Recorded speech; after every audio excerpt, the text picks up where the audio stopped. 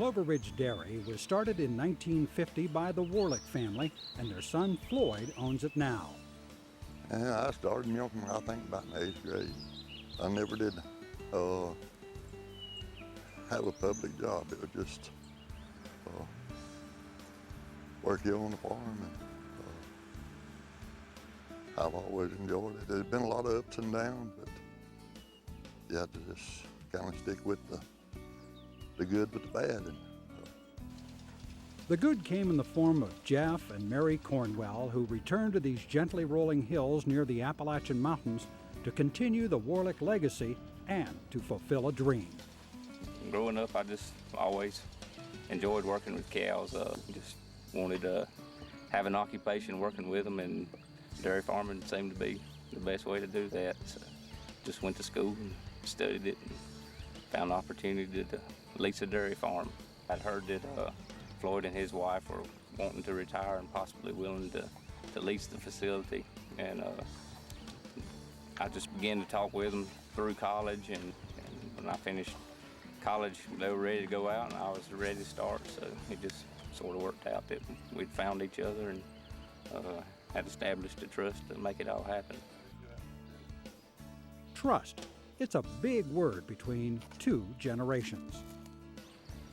You know, I can't expect too much of them, and they can't expect too much of us. We both have to understand what each other's role is in having the dairy farm to operate, because I have to survive dairy farming, and they have to survive, you know, with the lease payments, and be satisfied that I'm taking care of the farm that they worked on for 40 years or all their life.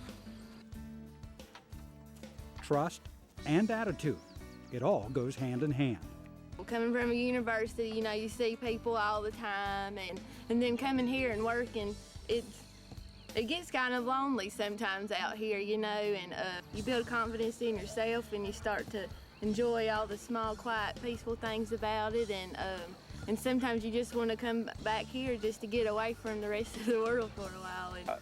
I couldn't do it without her. She's been there when we get started, and she fed all of the calves, and she still helps milk and still feeds the calves, and she's always willing to fill in. You couldn't do it without a good wife, and I know Floyd will agree with me on that. Two generations holding a legacy together, the older with a lifetime of experience, the younger applying education to that experience.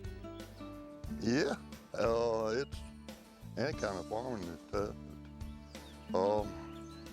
He came by when he graduated from state.